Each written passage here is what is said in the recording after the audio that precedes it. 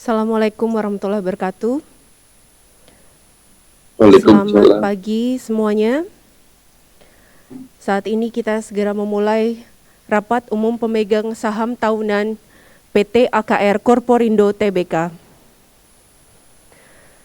Para pemegang saham perseroan dan kuasa pemegang saham perseroan, serta para hadirin lainnya yang saya hormati.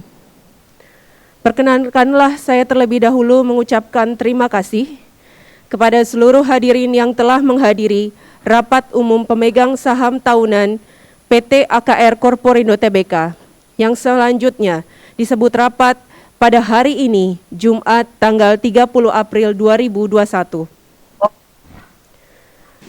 Sebelum rapat ini dimulai, pertama-tama saya ingin memperkenalkan anggota Dewan Komisaris dan Direksi Perseroan serta profesi dan lembaga penunjang pasar modal yang hadir dalam rapat ini. Selaku Dewan Komisaris, Komisaris Bapak Inyoman Mastra, Komisaris Independen Bapak Fauzi Ihsan,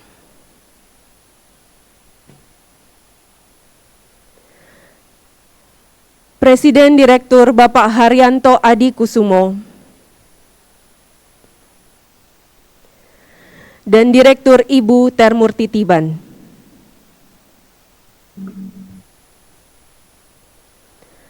Sedangkan anggota Dewan Komisaris serta jajaran direksi lainnya yang saat ini tidak hadir secara fisik, namun turut berpartisipasi dalam rapat ini menggunakan media video conference. Profesi dan lembaga penunjang pasar modal, Bapak Aulia Taufani SH dari Kantor Notaris Aulia Taufani SH. Bapak Harsoyo dari Kantor Biro Administrasi Efek PT Raya Saham Registra. Sedangkan profesi penunjang pasar modal lainnya yang berhalangan hadir sehubungan PSBB, namun turut berpartisipasi rapat melalui video conference adalah Konsultan Hukum Bapak Iwan Setiawan SH dari Makes dan Partners Law Firm, dan Ibu Feniwati Cendana dari Kantor Akuntan Publik Purwantono Sungkoro & Surya, a member firm of Ernst & Young Global Limited. Para pemegang saham dan kuasa pemegang saham, serta para hadirin lainnya yang saya hormati, terlebih dahulu saya akan membacakan pokok-pokok tata tertib rapat ini. Namun perlu saya jelaskan di sini bahwa lembaran yang berisi tata tertib rapat ini telah kami upload pada website Perseroan dan telah pula dibagikan kepada para pemegang saham dan kuasa pemegang saham sebelum memasuki ruang rapat, serta akan kami tampilkan dalam layar Zoom. Oleh karenanya, saya akan menggarisbawahi beberapa poin saja di dalam tata tertib tersebut. Mengenai quorum kehadiran rapat, untuk mata acara rapat pertama sampai ketiga, rapat dapat dilangsungkan apabila dihadiri oleh pemegang saham yang mewakili lebih dari setengah atau 1/2 bagian dari jumlah seluruh saham dengan hak suara yang sah yang telah dikeluarkan Perseroan, sebagaimana diatur dalam pasal 12 ayat 2 Anggaran Dasar Perseroan. Untuk mata acara rapat keempat, rapat dapat dilangsungkan apabila dihadiri oleh pemegang saham yang mewakili paling sedikit 2/3 bagian dari jumlah seluruh saham dengan hak suara yang sah yang telah dikeluarkan Perseroan, sebagaimana diatur dalam pasal 13 ayat 1 Anggaran Dasar Perseroan. Terkait persyaratan pengambilan keputusan, yang pertama, semua keputusan diambil berdasarkan musyawarah mufakat. Kemudian dalam hal keputusan berdasarkan musyawarah untuk mufakat tidak tercapai, maka dalam rapat ini keputusan diambil dengan pemungutan suara dengan ketentuan. Untuk mata acara pertama sampai dengan mata acara ketiga dari rapat, keputusan adalah sah jika disetujui oleh lebih dari 1/2 bagian dari jumlah seluruh saham dengan hak suara yang hadir dalam rapat. Untuk mata acara keempat dari rapat, keputusan adalah sah jika disetujui oleh lebih dari 2/3 bagian dari jumlah seluruh saham dengan hak suara yang hadir dalam rapat. Dalam setiap mata acara rapat, pimpinan rapat akan memberikan kesempatan kepada para pemegang saham atau kuasa mereka untuk mengajukan pertanyaan dan atau menyatakan pendapat maupun tanggapan sehubungan dengan mata acara rapat dan hal-hal lain yang berhubungan dengan mata acara rapat sebelum diadakan pengambilan keputusan. Terkait prosedur tanya jawab dan pengambilan keputusan rapat, yang pertama, dalam setiap mata acara rapat hanya terdapat satu tahap untuk bertanya dan atau menyatakan pendapat maupun tanggapan. Yang kedua, hanya pemegang saham dan kuasa yang sah dari pemegang saham yang berhak untuk mengajukan pertanyaan dan atau menyatakan pendapat maupun tanggapan. Yang ketiga, para pemegang saham yang ingin mengajukan pertanyaan dan atau menyatakan pendapat maupun tanggapan diminta untuk mengisi formulir pertanyaan untuk diisi dengan nama, jumlah saham yang dimiliki atau yang diwakili beserta pertanyaan dan atau pendapat maupun tanggapannya. Formulir yang sudah diisi diletakkan di meja yang telah disediakan untuk kemudian diserahkan kepada pimpinan rapat. Selanjutnya, pimpinan rapat atau pihak yang ditunjuk oleh pimpinan rapat akan menjawab atau menanggapinya. Yang keempat, ketua rapat berhak menolak untuk menjawab atau tidak menanggapi pertanyaan-pertanyaan yang menurut ketua rapat tidak berkaitan dengan mata acara rapat. Yang kelima, pemungutan suara akan dilakukan secara lisan, termasuk mengenai diri orang. Yang keenam, pemegang saham yang tidak setuju atau abstain dipersilahkan untuk meletakkan formulir pemungutan suara yang telah dibagikan di meja yang telah disediakan. Selanjutnya, BAE dan notaris akan melakukan penghitungan. Yang terakhir, apabila terdapat pemegang saham dan atau kuasa yang sah dari pemegang saham yang meninggalkan ruangan pada saat atau sebelum pemungutan suara dilakukan, maka yang bersangkutan dianggap menyetujui segala keputusan yang diambil di dalam rapat. Demikianlah tadi telah saya bacakan pokok-pokok tata tertib rapat yang akan dipergunakan dalam rapat ini. Selanjutnya, saya persilahkan Bapak Inyoman Mastra, Komisaris Perseroan selaku pihak yang ditunjuk berdasarkan keputusan rapat Dewan Komisaris Perseroan untuk membuka dan sekaligus memimpin rapat selaku pimpinan rapat. Kepada Bapak Nyoman, saya persilahkan. Terima kasih.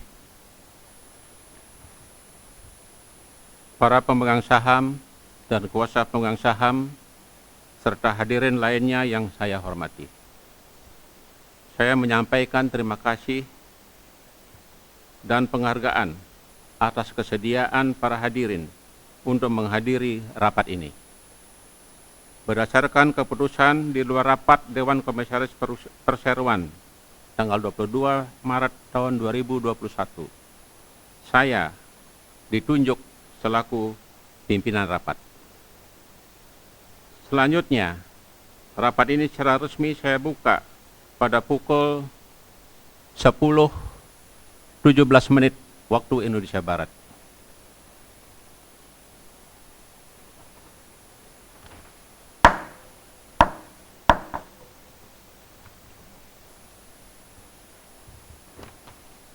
Perlu kami sampaikan bahwa Perseroan telah memenuhi ketentuan pelaksanaan rapat ini sebagaimana disyaratkan dalam POJK nomor 15 tahun 2020. Perusahaan telah melakukan pemberitahuan kepada Otoritas Jasa Keuangan pada tanggal 17 Maret tahun 2021, sedangkan pengumuman dan pemanggilan masing-masing pada tanggal 24 Maret tahun 2021 dan 8 April 2021, semuanya melalui surat kabar harian berbahasa Indonesia, yaitu Bisnis Indonesia, situs website resmi Bursa Efek, situs website KSEI, dan situs website resmi Perseroan. Seluruh mata acara rapat adalah sebagaimana ditampilkan dalam layar.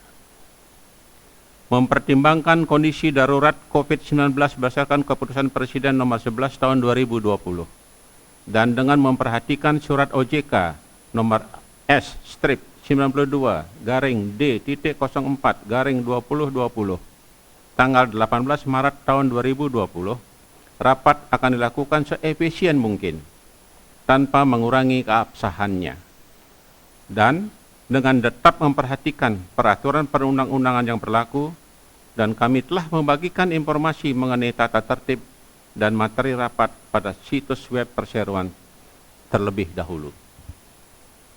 Selanjutnya, saya menanyakan kepada notaris dan yang akan membuat berita acara rapat ini tentang berapakah jumlah pemegang saham dan atau kuasa pemegang saham yang hadir dan atau terwakili dalam rapat ini, dan apakah sudah memenuhi ketentuan quorum tersebut. Kami persilakan Pak Notaris. Terima kasih Bapak Pimpinan Rapat. Yang terhormat para pemegang saham, kuasa para pemegang saham, Dewan Komisaris dan Direksi Perseroan. Di dalam rapat ini telah hadir dan atau terwakili para pemegang saham atau kuasa pemegang saham yang memiliki sebanyak 3.088.533.571 saham atau sama dengan 78,242% dari jumlah seluruh saham perseroan dengan hak suara sampai dengan tanggal rapat ini. Dengan memperhatikan daftar pemegang saham perseroan per tanggal 7 April 2020 sampai dengan pukul 16.00 waktu Indonesia bagian Barat. Oleh karenanya, rapat ini telah memenuhi persyaratan quorum yang ditentukan pasal 12 ayat 2 dan pasal 13 ayat 1 Anggaran Dasar Perseroan. Demikian kami sampaikan, terima kasih. Terima kasih. Seperti telah dinyatakan oleh notaris, rapat telah memenuhi quorum yang disyaratkan Anggaran Dasar Perseroan. Oleh karena itu, rapat akan saya lanjutkan. Para pemegang saham dan kuasa pemegang saham yang saya hormati, sesuai dengan ketentuan Anggaran Dasar Perseroan, perkenankan kami untuk menyampaikan secara ringkas mengenai kondisi umum perseroan. Pada tahun 2020, di tengah pandemi COVID-19 yang cukup menantang, perseroan membukukan pendapatan sebesar 17,7 triliun, lebih rendah 18% dibandingkan tahun sebelumnya. Penurunan pendapatan ini disebabkan oleh harga minyak dan bahan kimia yang lebih rendah. Meskipun begitu, perseroan berhasil membuktikan bahwa pengelolaan risiko perseroan melalui bisnis model dapat tetap menjaga margin perseroan, terlepas dari pergerakan harga minyak dunia. Pertumbuhan laba bruto dan laba usaha masing-masing sebesar 8% dan 15% pada tahun 2020 dibandingkan tahun 2019, sedangkan laba tahun berjalan yang dapat diatribusikan kepada pemilik entitas induk pada tahun 2020 adalah sebesar 925 miliar dengan margin laba usaha sebesar 7,1%. Demikianlah kami sampaikan mengenai kondisi umum perseroan. Mengenai ketentuan mekanisme pengambilan keputusan terkait mata acara rapat dan tata cara penggunaan hak dari pemegang saham yang hadir untuk mengajukan pertanyaan dan atau pendapat adalah sebagaimana tercantum dalam tata tertib rapat yang telah dibagikan kepada para pemegang saham sebelum masuki ruang rapat ini. Selanjutnya dalam rapat ini akan dibahas 4 mata acara rapat. Para pemegang saham dan pemangku kepentingan yang terhormat, dengan berbangga hati, saya mengumumkan kinerja AKR yang kuat di tahun 2020. Kami tetap kuat di tahun yang penuh tantangan dan mengatasi semua rintangan yang ditimbulkan oleh COVID-19.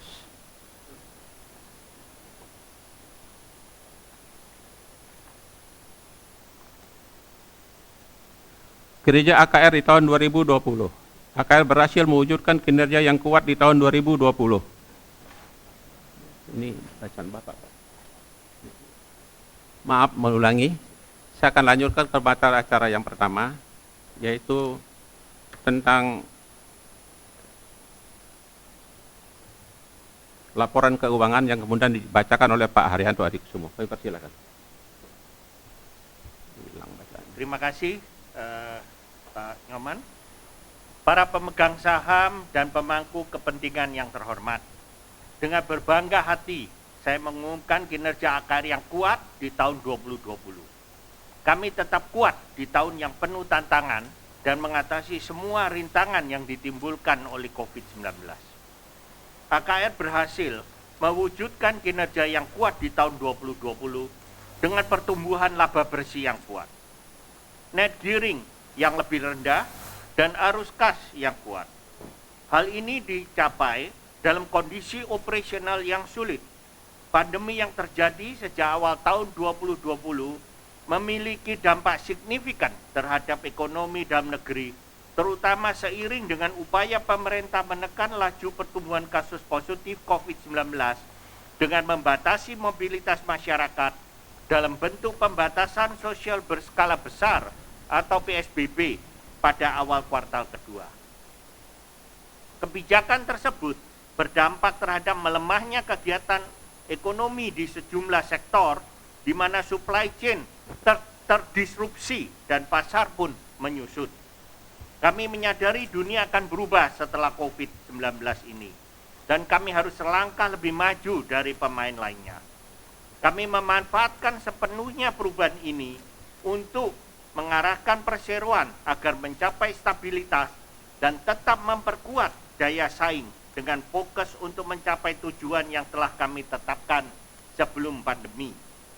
Pencapaian tersebut berhasil terwujud seiring dengan upaya yang dilakukan oleh direksi, para karyawan, para mitra, dan dukungan dari pelanggan-pelanggan kami. AKR memiliki infrastruktur supply chain yang lengkap dari tangki penyimpanan, pergudangan, kapal tanker, truk tanker yang terus termonitor status pergerakannya melalui sistem teknologi informasi kami. Sehingga semua pergerakan barang termasuk persediaan barang di masing-masing terminal dapat dimonitor secara real time. Selain itu, kami juga mempunyai tim operasional yang solid di setiap wilayah operasi, sehingga kami dapat memanfaatkan peluang dengan baik meskipun di tengah disrupsi, dan penjualan kami tetap menunjukkan pertumbuhan volume. Dengan kekuatan infrastruktur logistik perseroan dan pengelolaan risiko yang disiplin, kami berhasil mencapai kinerja yang konsisten selama 2020. Secara finansial, walaupun penjualan dan pendapatan turut terkena dampak turunnya harga komoditas dan kimia, namun profitabilitas kami tetap tumbuh positif dengan pencapaian laba neto 30% menjadi rupiah 925 miliar.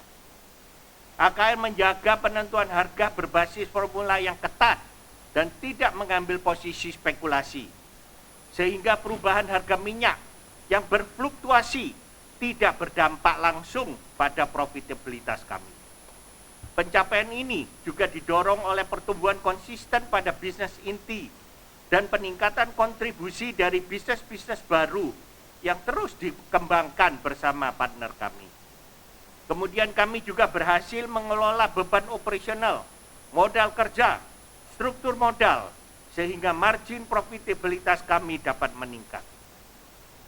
Pada tahun 2020, rasio gearing kami turun dari 36% menjadi 22%. AKR telah menjalankan strategi jangka menengah yang berfokus pada 5 bidang utama sebagai berikut. Yang pertama, manajemen risiko. Yang kedua, memperkuat aliansi dan kemitraan. Yang ketiga, perluasan diversifikasi portfolio produk. Yang keempat, perluasan basis pelanggan. Yang kelima, peningkatan nilai pemegang saham. Atas penerapan strategi tersebut, perseroan berhasil mewujudkan pencapaian yang signifikan di tahun 2020. Dari sisi operasional, pada bulan Juli 2020, perseroan berhasil memperoleh sertifikasi ISO 9215 dari Lloyd's Register untuk kategori perdagangan dan distribusi bahan bakar minyak industri. Sertifikat tersebut berfokus pada standar kepuasan pelanggan yang mencakup fokus pada pelanggan, keterlibatan manusia dalam operasi, dan pendekatan proses di organisasi, perbaikan sistem dan pengambilan keputusan yang berdasarkan bukti, serta manajemen hubungan dengan berbagai pihak. Sertifikasi ini menunjukkan bahwa perseroan memiliki prosedur operasi standar untuk distribusi BBM sejak pembelian hingga pengiriman kepada pelanggan. Hal ini juga merupakan langkah penting bagi inisiatif keberlanjutan perseroan, sekaligus dalam rangka menjaga kepercayaan pelanggan, investor, dan semua pelaku kepentingan. Pada tahun ini, kami juga terus mengembangkan portfolio bisnis kami, di antaranya dengan menjalin usaha joint venture dengan Petronas Chemical Marketing SDN BHD adalah anak perusahaan Petronas Chemical Group dari Malaysia pada Agustus 2020 yang lalu. Sebagian dari perluasan ini adalah bagian dari perluasan bisnis distribusi bahan kimia kami. Dari sisi bisnis BBM retail dan aftur, joint venture dengan BP untuk bahan bakar retail dan aftur berjalan dengan baik di tahun 2020. Ini semakin memperluas jejak distribusi BBM kami. Kami membuka 3 lokasi baru di tahun 2020 sehingga telah mencapai 16 lokasi di Jabodetabek dan Surabaya yang beroperasional. Secara keseluruhan, pencapaian penjualan BP retail di akhir 2020 telah kembali ke level yang hampir sama sebelum pandemi dengan tingkat pertumbuhan yang stabil di setiap bulannya. Selain itu, dari bisnis aftur, usaha patungan perseroan di Bandara Morowali juga telah pulih pada saat perjalanan udara dibuka kembali. Dan pada bulan Desember 2020, kami mengadakan soft opening untuk situs kedua aftur kami, yaitu di Cibubur, Jawa Barat. Di kuartal keempat 2020, kami juga telah menyelesaikan penambahan kapasitas di Jakarta Tank Terminal dari 250.000 kubik menjadi 350.000 kubik. Kami mengharapkan peningkatan okupansi dan kapasitas lama dan baru di tahun 2021 ini akan meningkatkan pendapatan perseroan. Pada bisnis kawasan industri, perseroan telah mengajukan permohonan status kawasan ekonomi khusus untuk Java Integrated Industrial Port and Estate di tahun 2020. Pada Maret 2021, Dewan Nasional KEK juga telah menyetujui permohonan kami. Kami berharap Presiden Republik Indonesia dapat segera memberikan persetujuannya agar JP dapat menarik lebih banyak investasi baik domestik maupun luar negeri. Investasi yang dilakukan oleh perseroan sejak tahun 2013 ini telah mulai menunjukkan hasil. JP kini berkontribusi secara teratur terhadap pendapatan kami, baik melalui penjualan tanah, melalui hasil sewa, dan hasil utilitas. Penjualan dan pendapatan konsolidasi perseroan selama tahun 2020 mencapai 17 triliun 716 miliar. Ini lebih rendah 18% dibandingkan tahun 2019.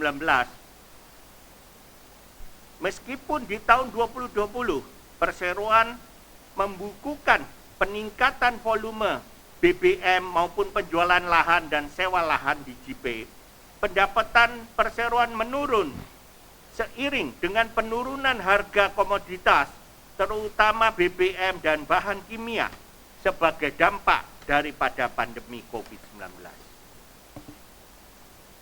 Bisnis model perseroan yang difokuskan pada pengoptimalan margin mendorong perseroan untuk membukukan peningkatan laba bruto dan laba usaha, meskipun dengan pendapatan yang lebih rendah disebabkan oleh harga-harga komoditas yang turun, serta meningkatkan margin laba bruto menjadi 11,6% lebih tinggi dibandingkan dari tahun 2019. Peningkatan laba bruto dan pengendalian yang ketat atas beban pada tahun 2020 menghasilkan laba neto yang lebih tinggi dan telah mencapai target sebesar 925 miliar rupiah. Ini jauh lebih tinggi, sekitar 30% dari pencapaian laba bersih di tahun 2019. Membaiknya perekonomian serta dukungan pemerintah terhadap program hilirisasi pertambangan dan peningkatan daya saing manufaktur akan berdampak positif pada pertumbuhan bisnis perdagangan dan distribusi perseroan. Kami berharap momentum pertumbuhan volume yang sehat di tahun 2020 ini akan terus berlanjut ke tahun 2021. Keberhasilan vaksin di Indonesia juga mendatangkan optimisme dan kepercayaan investor, sehingga perseroan dapat melanjutkan kesepakatan-kesepakatan dengan calon dealer-dealer BPAKR retail maupun calon tenant JP yang sempat menunda rencana ekspansinya di tahun 2020. Terkait aspek regulasi, komitmen pemerintah untuk menghilangkan berbagai hambatan investasi diharapkan akan semakin baik tahun ini. Salah satunya melalui instrumen Undang-Undang Cipta Kerja atau Omnibus Law. Kami menilai implementasi Omnibus Law akan menjadi stimulus bagi berbagai sektor di Indonesia. Khususnya bagi perseroan, kami meyakini bahwa JP akan mendapatkan keuntungan dari peningkatan investasi asing maupun dalam negeri melalui penerapan Omnibus Law ini. Selain itu, investasi yang dilakukan selama ini diharapkan dapat menghasilkan keuntungan bagi pemegang saham di tahun-tahun yang akan datang. JP menikmati momentum penjualan tanah yang stabil dan hal ini dapat diakselerasi lagi setelah status KEK disetujui dan disahkan oleh Bapak Presiden RI. Dalam hal profitabilitas, kami berharap dapat mewujudkan pertumbuhan yang stabil di tahun ini berdasarkan momentum pertumbuhan dari bisnis inti dan juga peningkatan kontribusi dari JP. Selain pencapaian di aspek finansial, perseroan juga menempatkan aspek lingkungan, sosial, dan tata kelola atau ESG sebagai perhatian utama kami. Kami yakin bahwa pertumbuhan yang berkelanjutan hanya dapat diwujudkan jika kami mampu bertumbuh bersama dengan lingkungan dan masyarakat di sekitar kami. Atas dasar ini, perseroan senantiasa berkomitmen untuk menjalankan operasionalnya dengan berlandaskan pada kepedulian terhadap lingkungan, serta memberikan dampak positif yang luas bagi masyarakat. Beberapa tahun ke depan, kami akan secara konsisten mengurangi intensitas energi kami. Selain itu, dukungan terhadap energi terbarukan dan pelestarian lingkungan juga kami wujudkan secara nyata dengan menjadikan JP sebagai kawasan industri yang ramah lingkungan. JP dibangun tidak hanya untuk mendukung pertumbuhan manufaktur di Indonesia, tapi juga memberikan inovasi-inovasi untuk mencapai pertumbuhan yang berkelanjutan. Beberapa hal yang kami lakukan antara lain, pertama, dengan menggunakan air penampungan untuk menampung semua hujan dan juga wastewater untuk dikelola kembali dan dikembalikan dijual kepada tenant-tenant di dalam kompleks. Sehingga tidak ada air yang dibuang ke laut. Kami juga berencana membuat floating solar panel dan solar panel rooftop untuk dapat memanfaatkan energi terbarukan. Sementara dari aspek sosial, perseroan menempatkan perhatian yang besar terhadap karyawan dan masyarakat. Perseroan menjaga prinsip keterbukaan, kesetaraan, dan keadilan dalam ketenagakerjaan. Aspek keselamatan dan kesehatan kerja atau K3 juga menjadi fokus dan perhatian besar bagi perseroan. Dengan bisnis inti perdagangan dan distribusi BBM dan kimia dasar, perseroan mendorong penerapan K3 pada semua aspek operasi, baik bagi karyawan maupun bagi mitra-mitra kami, dan terutama bagi karyawan yang berkaitan langsung dengan operasional di lapangan. Perseroan juga secara aktif membangun safety awareness bagi seluruh insan AKR tentang pentingnya keselamatan kerja. Komitmen yang senantiasa kami pegang teguh adalah meningkatkan nilai bagi pemegang saham.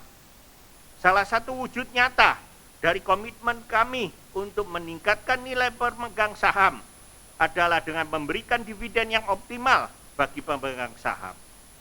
Berdasarkan keputusan rapat umum pemegang saham tahunan yang diselenggarakan pada 30 April, pemegang saham memutuskan untuk membagikan dividen tunai sebagai 416.641.441.200 rupiah atau 61,5% dari laba bersih yang didistribusikan kepada pemilik entitas induk di tahun buku 2019. Di tahun 2020, Perseroan telah membagikan interim dividen sebesar Rp50 per saham. Perseroan telah berhasil di tahun 2020 yang menyediakan tantangan yang belum pernah kita hadapi sebelumnya dengan membukukan kinerja yang membanggakan. Atas pencapaian ini, apresiasi yang sebesar-besarnya kami tunjukkan kepada Dewan Komisaris atas segala arahan yang diberikan. Apresiasi mendalam juga kami sampaikan kepada para pemegang saham, para investor kami, para pelanggan, para pemasok, para regulator, dan kepada pemerintah Republik Indonesia, dan kepada semua mitra usaha kerja kami yang telah terjalin beserta dukungan dan kepercayaannya kepada Perseroan di masa sulit pandemi ini. Secara khusus, direksi juga menyampaikan apresiasi kepada seluruh karyawan yang telah bekerja keras dengan penuh dedikasi dan kecintaan dalam melaksanakan tugas dan tanggung jawab masing-masing, serta mendukung upaya untuk mewujudkan visi, misi, dan target Perseroan, sehingga Perseroan dapat menjadi entitas yang tetap fokus meskipun di tengah situasi yang menantang. Kami terus melayani perekonomian Indonesia dan mendukung penuh segala upaya pemerintah untuk menarik pertumbuhan industri baru di Perseroan dengan memberikan landasan kompetitif baik dari segi lahan maupun logistik maupun solusi energi. Kami berkomitmen untuk mengembangkan bisnis secara berkelanjutan dan mengadopsi praktek ESG yang baik untuk melayani pelanggan dan masyarakat luas. Demikian penjelasan direksi atas mata acara pertama dari rapat. Selanjutnya kami serahkan kepada pimpinan rapat. Para pemegang saham dan kuasa pemegang saham yang saya hormati, demikianlah penjelasan direksi atas mata acara pertama dari rapat.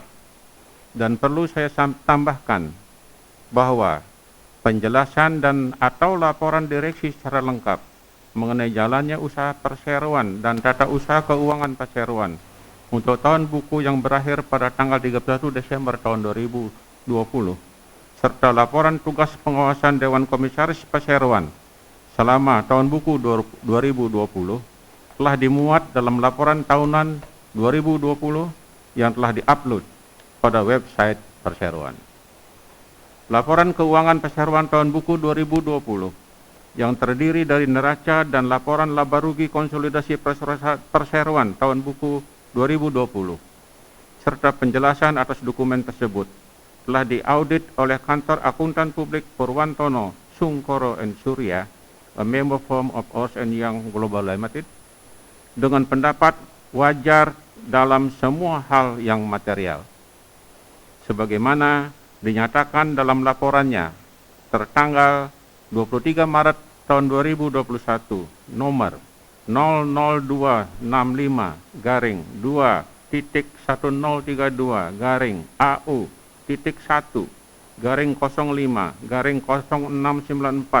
032-00694-2-3 Romawi-2021. Selanjutnya, atas nama Dewan Komisaris Perseroan menyampaikan beberapa hal pokok mengenai laporan tugas pengawasan Dewan Komisaris Perseroan selama tahun buku 2020. Pemegang saham dan pemangku kepentingan yang terhormat, puji dan syukur kami panjatkan ke hadapan Tuhan Yang Maha Kuasa. Semoga berkah dan rahmat-Nya selalu dilimpahkan untuk kita semua. Dewan Komisaris mensyukuri bahwa Perseroan berhasil melalui tahun 2020 dengan sangat baik di tengah kondisi ekonomi global dan nasional yang sangat menantang. Merupakan kehormatan bagi saya mewakili Dewan Komisaris PT AKR Corporindo Tbk untuk menyampaikan laporan pengawasan terhadap kinerja Perseroan tahun buku 2020 sebagai berikut. Pertama, penilaian atas kinerja direksi. Kondisi ekonomi pada tahun 2020 menghadapi tantangan yang cukup berat karena pandemi COVID-19 yang terjadi di berbagai penjuru dunia sejak kuartal 1 2020 sangat mempengaruhi seluruh aspek kehidupan. Menghadapi kondisi luar biasa yang tidak pernah terjadi sebelumnya, direksi telah berkoordinasi dan mengambil tindakan yang diperlukan untuk mencari roadmap terbaik, membagikannya dengan manajemen untuk terus mengembangkan bisnis. Direksi fokus pada langkah-langkah strategis yang tepat, sehingga keberadaan pandemi tidak mengganggu kinerja Perseroan secara signifikan. Dalam lingkungan operasional yang penuh tantangan, Perseroan dapat menghasilkan kinerja keuangan yang kuat. Hal ini merupakan hasil dari strategi direksi untuk fokus pada pengelolaan risiko dan peningkatan daya saing melalui sejumlah inisiatif strategis yang telah dilakukan oleh direksi selama beberapa tahun terakhir, sehingga Perseroan tetap dapat memberikan pertumbuhan nilai yang menarik bagi para pemegang saham. Sepanjang periode awal COVID-19, direksi mulai menerapkan dan memantau dengan cermat protokol kontinuitas operasi demi memastikan bisnis Perseroan dapat terus berjalan dengan optimal. Hasilnya, AKR berhasil mempertahankan momentum pertumbuhan. Pengelolaan risiko yang disiplin menjadi aspek yang menentukan pencapaian yang konsisten di tahun 2020. Di sisi lain, diversifikasi portofolio dan perluasan basis pelanggan yang tetap dijalankan tim manajemen juga mendukung pertumbuhan AKR di tahun 2020. Perseroan dapat menjalankan operasional dengan mulus yang merupakan hasil dari pengembangan yang dilakukan pada aset fisik, teknologi informasi, serta sumber daya manusia. Di sisi lain, risiko keuangan dapat dikendalikan dengan baik berkat kecermatan direksi dalam menjaga leverage yang tingkat yang rendah. Dengan pencapaian kinerja tersebut, Dewan Komisaris menilai direksi telah melaksanakan tugas pengelolaan Perseroan dengan sangat baik.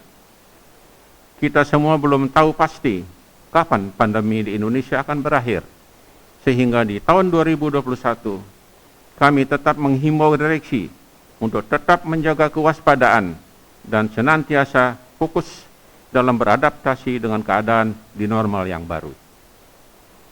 Kedua adalah mengenai pengawasan terhadap implementasi kebijakan strategis. Sejalan dengan proses transformasi yang telah berjalan sejak tahun 2017, Perseroan telah menetapkan sejumlah rencana dan kebijakan strategis. Dewan Komisaris senantiasa memberikan perhatian yang besar kepada implementasi strategi yang dijalankan direksi dan kesesuaiannya dengan rencana jangka menengah dan jangka panjang yang telah ditetapkan Perseroan.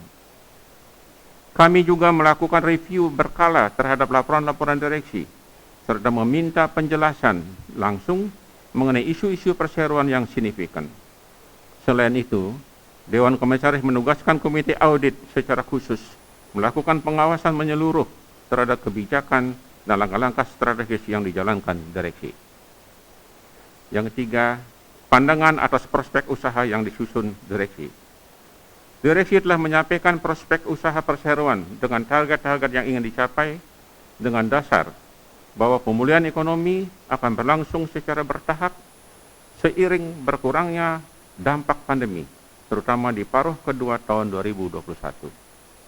Dalam kondisi demikian, Dewan Komisaris memandang bahwa AKR harus tetap waspada dalam pengelolaan operasionalnya dan tetap menjalankan protokol kontinuitas operasi secara ketat. Kami juga merekomendasikan pemantauan berlanjut terhadap kondisi makroekonomi, harga komoditas, arus kas pelanggan, serta modal kerja, siklus modal kerja, dan risiko yang terkait dengan piutang usaha perseroan. Yang keempat, penilaian kinerja komite di bawah Dewan Komisaris.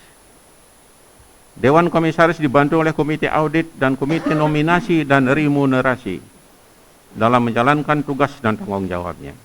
Pada tahun 2020, Dewan Komisaris menilai bahwa kedua komite telah bekerja secara efektif dalam menunaikan tugas dan tanggung jawabnya, serta berkontribusi dalam upaya Dewan Komisaris memberikan rekomendasi dan arahan kepada direksi.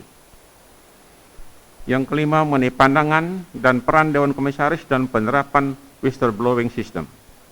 Perseroan telah memiliki sistem pelaporan pelanggaran whistleblowing system, disingkat WBS, sebagai salah satu langkah pencegahan terjadinya fraud di lingkungan perseroan.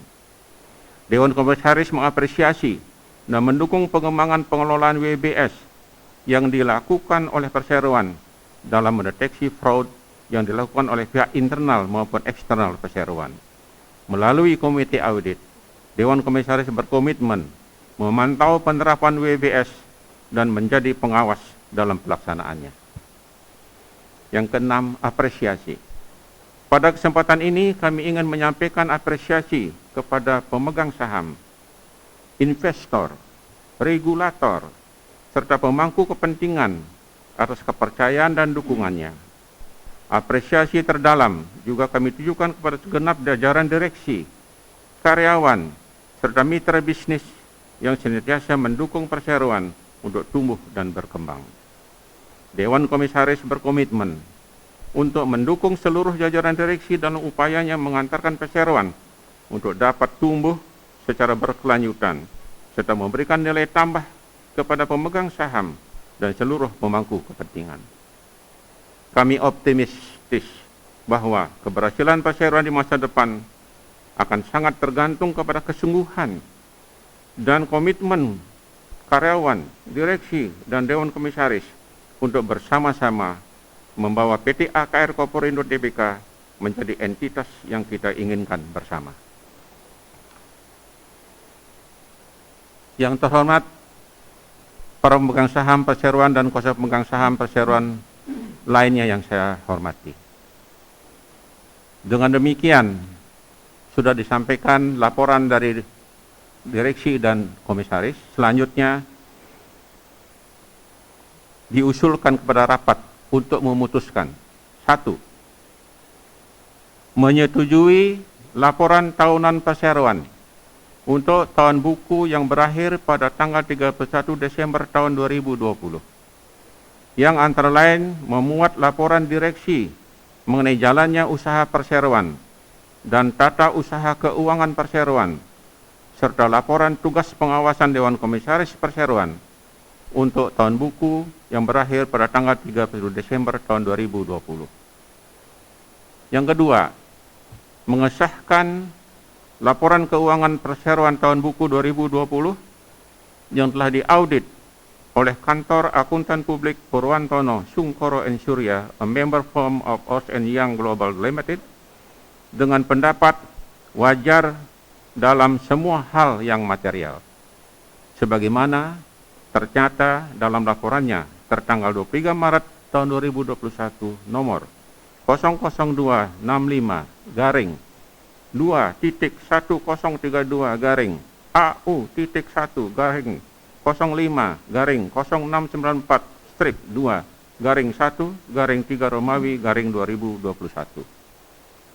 Yang ketiga, memberikan pelunasan dan pembebasan tanggung jawab sepenuhnya Politik Equity Charge kepada segenap anggota direksi dan anggota Dewan Komisaris Perseroan atas tindakan pengurusan dan pengawasan yang telah mereka jalankan selama tahun buku 2020.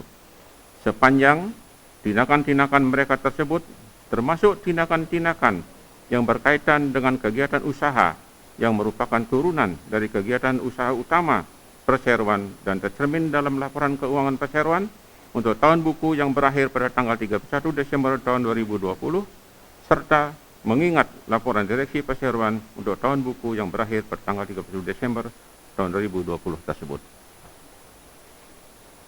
Selanjutnya, kita memasuki acara pembahasan dan pertanyaan. Apakah ada pertanyaan atau tanggapan terkait mata pertama dari rapat? Apabila ada, kami persilakan sesuai dengan untuk mengajukan pertanyaan sesuai dengan tata tertib rapat. Kami persilakan.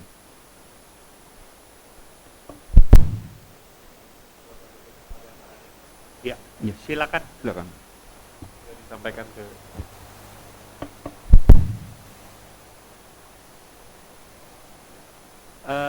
Bapak Notaris, apakah kita jawab langsung? Ya, oke, baik. Terima kasih. Pertanyaannya, mohon penjelasan apakah pendapatan mayoritas hanya dari kontrak dengan pelanggan?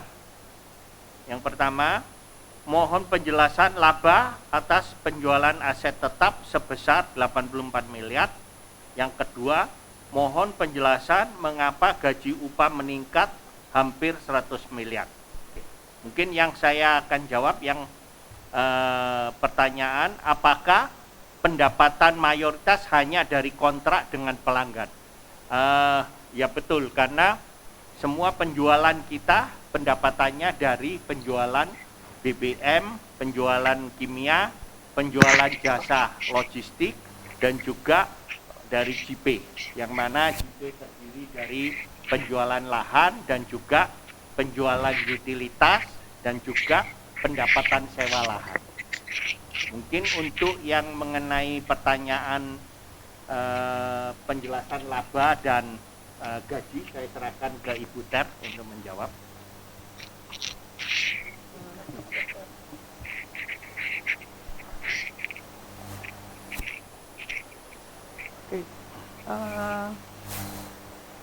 Terkait dengan pertanyaan mengenai laba atas penjualan aset tetap sebesar 84 miliar di tahun 2020, mungkin saya dapat jelaskan secara singkat bahwa di 2020 di salah satu anak perusahaan kami di JP terjadi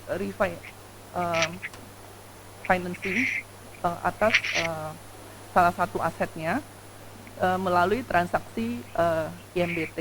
Jadi ini transaksi secara syariah, mengikuti PSAK syariah, ya, sehingga di situ sebagian besar sebesar 60-an M itu dari transaksi penjualan aset tersebut.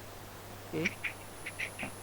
Kemudian terkait dengan kenaikan gaji, upah dan manfaat untuk karyawan itu secara umum karena juga kita mempertimbangkan untuk di ulang tahun AKR di 2020 juga kita memberikan apresiasi kepada karyawan, ya, pada ulang tahun ke-60 di 2020. Kemudian juga yang lain karena kenaikan gaji secara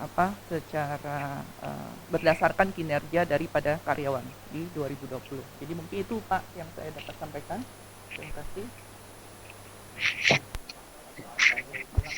Apakah ada pertanyaan lain? Silakan. Silakan. Mohon di Mic-nya tolong, Dok.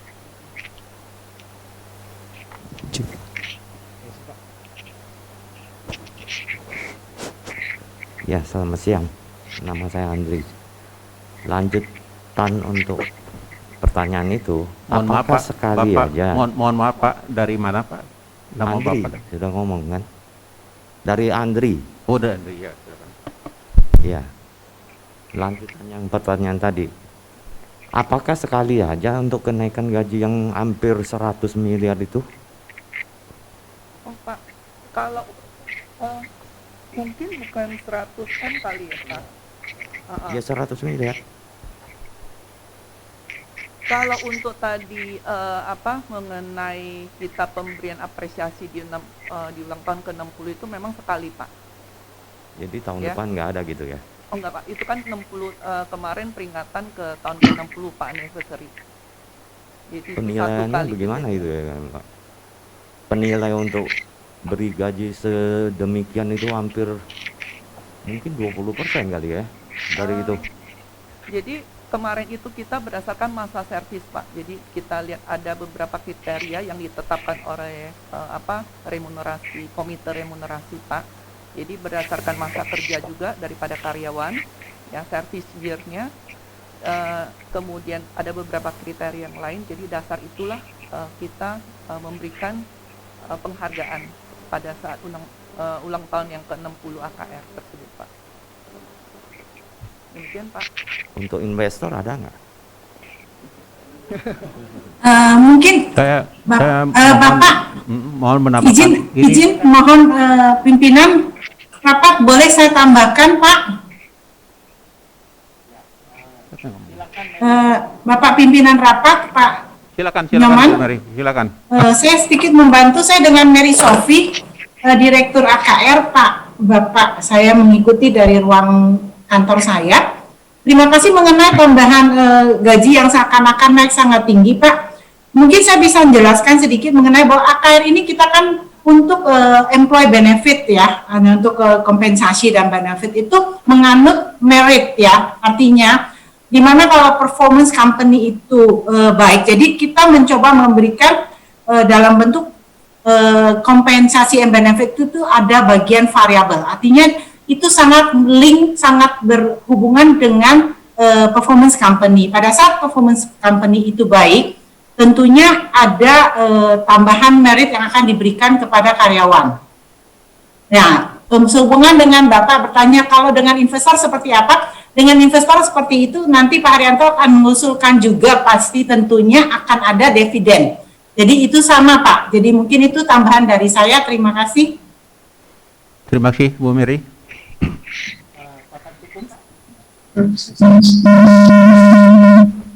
Baik. Ada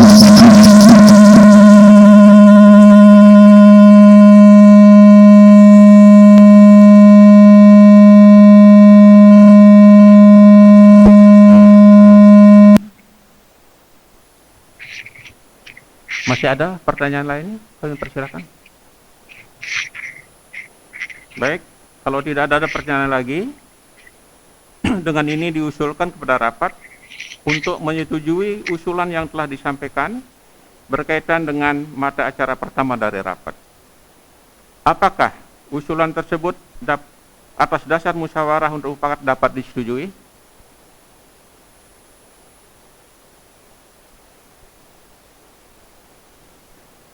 Baik, kiranya tidak setuju semuanya karena tidak ada sanggahan ataupun yang lain. Oleh karena itu,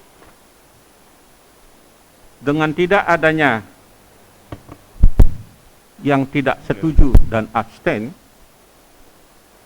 Bapak pimpinan rapat, silakan. kami akan lihat juga dari sistem isi ke sistem. Silakan.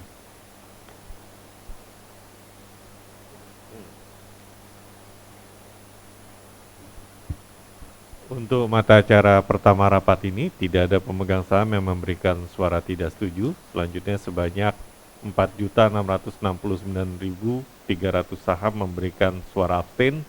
Sesuai dengan ketentuan, suara abstain akan diperhitungkan dengan suara mayoritas, sehingga dapat disimpulkan sebanyak 3.88.533.571 saham atau 100% dari pemegang saham yang hadir dalam rapat ini menyetujui usulan mata acara pertama. Terima kasih.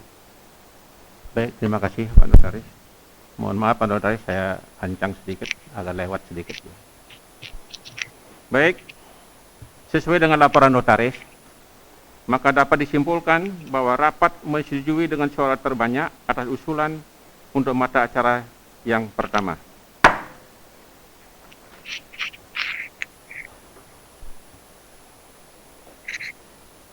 Sekarang mari kita masuki mata acara yang kedua dari rapat, yaitu persetujuan atas rencana penggunaan laba bersih perseroan untuk tahun buku yang berakhir pada tanggal 31 Desember tahun 2020. Selanjutnya saya persilakan Bapak Haryanto Adikusumo untuk memberikan penjelasan atas mata acara kedua dari rapat. Kami persilakan. Terima kasih. Para pemegang saham perseroan dan kuasa pemegang saham, serta hadirin lainnya yang saya hormati. Berdasarkan laporan keuangan konsolidasian perusahaan dan entitas anak untuk tahun buku yang berakhir pada tanggal 31 Desember tahun 2020, perseroan telah memperoleh laba tahun berjalan yang dapat didistribusikan kepada pemilik entitas induk adalah sebesar 924 miliar 918 juta 465.000. Untuk mana Direksi Perseroan mengusulkan kepada rapat akan digunakan sebagai berikut. Yang pertama, menyetujui penggunaan laba tahun berjalan yang dapat didistribusikan kepada pemilik entitas perusahaan induk adalah sebesar 924 miliar 918 juta 465.000 rupiah. A. Sebesar 200 juta untuk dana cadangan sesuai dengan pasal 70 UU PT dan pasal 23 Anggaran Dasar Perseroan. B. Sebesar 493 miliar 429 juta 240.000 rupiah dibagikan kepada seluruh pemegang saham perseroan yang sah sebagai dividen tunai atau sebesar 53,34% dari laba tahun berjalan yang dapat didistribusikan kepada pemilik entitas induk setelah dikurangi jumlah dividen interim yang telah dibagikan sebelumnya kepada pemegang saham berdasarkan keputusan direksi pada tanggal 24 Juli tahun 2020 sebesar 197 miliar 371 juta 696.000 atau Rp50 per saham dengan jumlah yang saham yang beredar pada saat itu adalah 3 miliar 947 juta 433.920 saham setelah dikurangi oleh treasury stock sejumlah 67 juta 261.000 saham.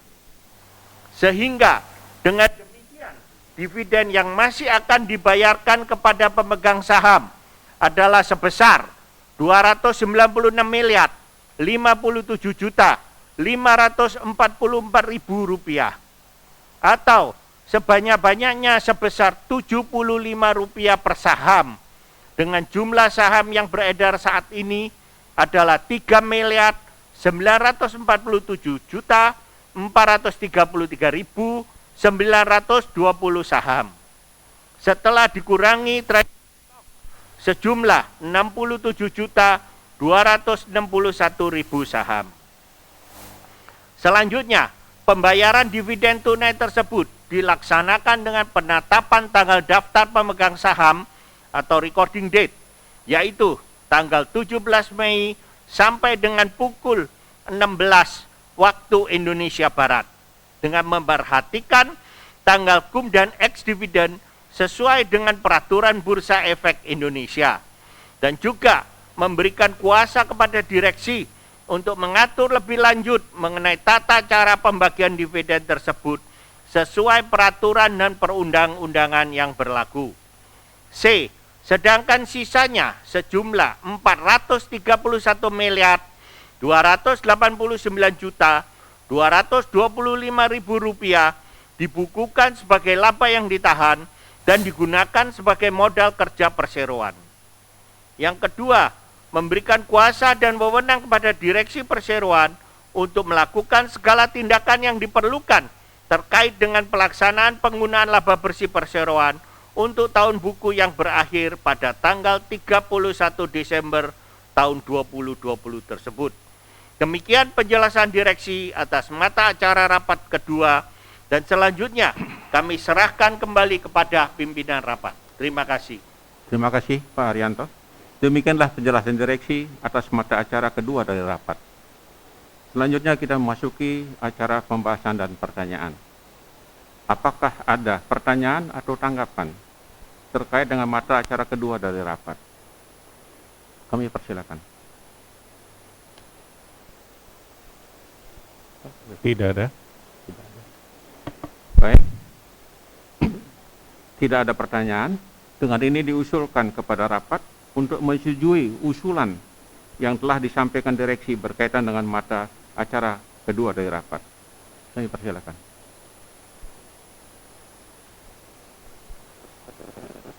Ada yang setuju, abstain, atau tidak setuju? Kami persilakan. Iya Pak. Untuk mata acara kedua, terdapat sebanyak 34.159.200 saham memberikan suara tidak setuju. Tidak ada pemegang saham yang memberikan suara abstain.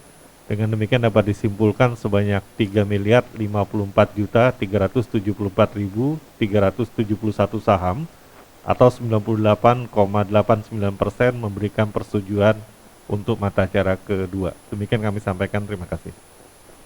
Baik, dengan demikian, sesuai dengan laporan notaris, maka dapat disimpulkan bahwa rapat menyetujui dengan suara terbanyak atas usulan untuk mata acara yang kedua.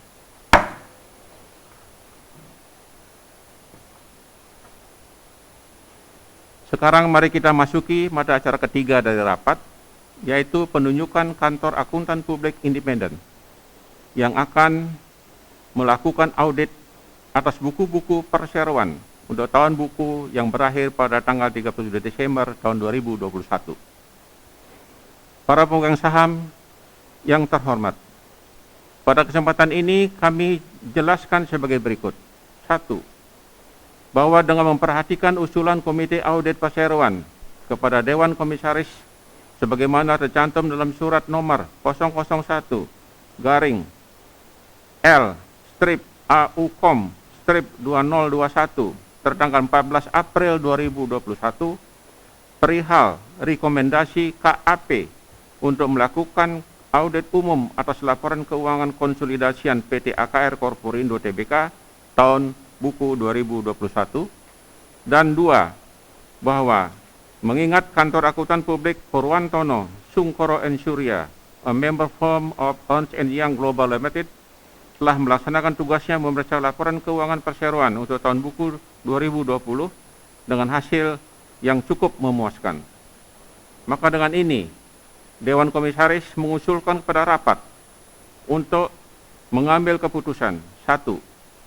Menunjuk kantor akuntan publik Purwantono Sungkoro and Surya, a member firm of Ernst & Young Global Limited, untuk melakukan audit atas laporan keuangan konsolidasian perusahaan untuk tahun buku 2021 dan memberikan kewenangan kepada Dewan Komisaris Perseroan untuk menetapkan honorarium dan persyaratan lainnya sesuai dengan ketentuan yang berlaku sehubungan dengan penunjukan kantor akuntan publik tersebut. Yang kedua, memberi kewenangan dan kuasa kepada Dewan Komisaris untuk menunjuk kantor akuntan publik pengganti guna melakukan audit laporan keuangan konsolidasian perusahaan untuk tahun buku 2021, termasuk untuk menetapkan honorarium dan persyaratan lainnya sesuai dengan ketentuan yang berlaku dalam hal kantor akuntan publik yang ditunjuk berhalangan atau tidak dapat melaksanakan tugasnya karena sebab apapun. Selanjutnya kita masuki acara pembahasan dan pertanyaan. Apakah ada pertanyaan dalam masalah ini, dalam mata acara yang ketiga ini? Kami persilakan. Tidak ada. Tidak ada. Selanjutnya, apakah usulan tersebut atas dasar musyawarah atau mufakat dapat disetujui? Kami persilakan.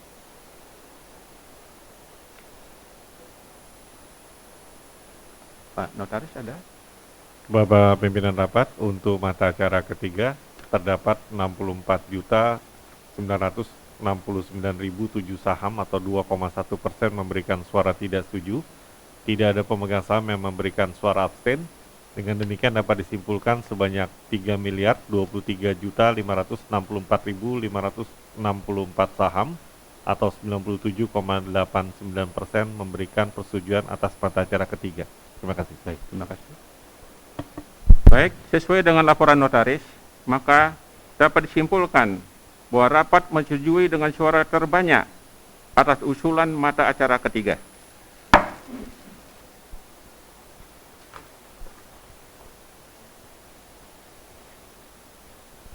Para pemegang saham dan kuasa pemegang saham yang saya hormati, sekarang kita memasuki mata acara keempat dari rapat, yaitu persetujuan atas perubahan dan pernyataan kembali anggaran dasar perseroan dalam rangka penyesuaian dan pemenuhan antara lain ketentuan peraturan OJK nomor 15/POJK.04/2020 tentang rencana dan penyelenggaraan rapat umum pemegang saham perusahaan terbuka.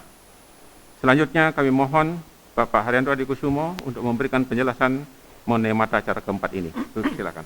Terima kasih Bapak Pimpinan. Para pemegang saham yang terhormat, pada kesempatan ini dapat kami jelaskan sebagai berikut.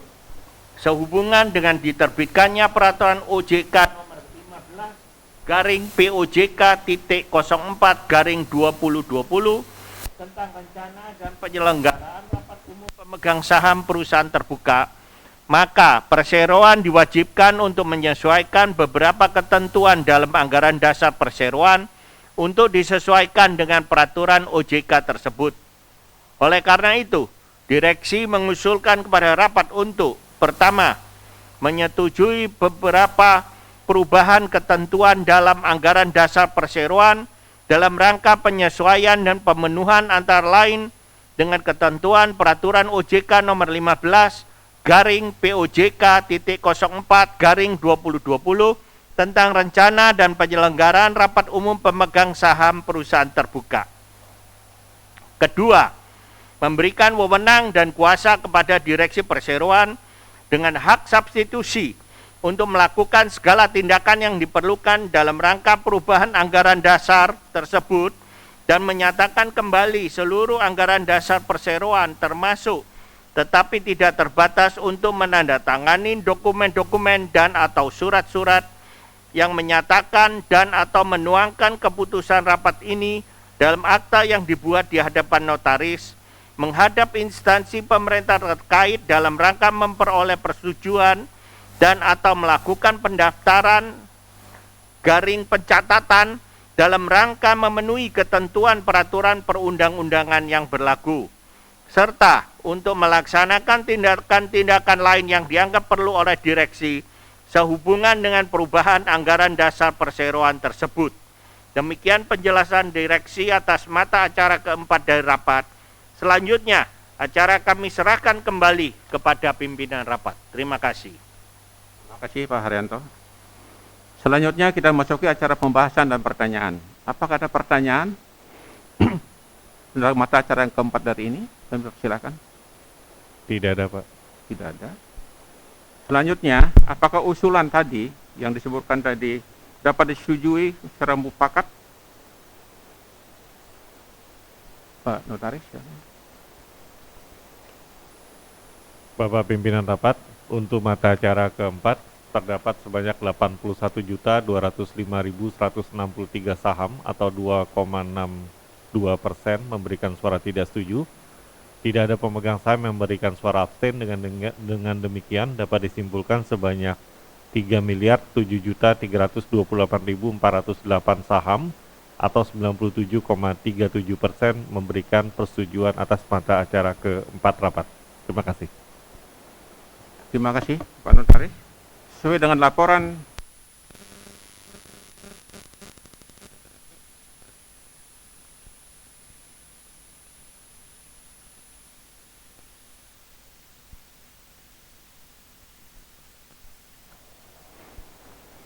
para pemegang saham dan kuasa pemegang saham serta hadirin yang saya hormati, dengan selesainya pembahasan mengenai semua mata acara rapat dan telah diperolehnya keputusan dari rapat ini. Maka dengan mengucapkan terima kasih atas kehadiran para pemegang saham dan kuasa pemegang saham khususnya, terhadap para hadirin lainnya, dengan ini rapat saya tutup secara resmi pada pukul 11.20 waktu Indonesia Barat. Terima kasih.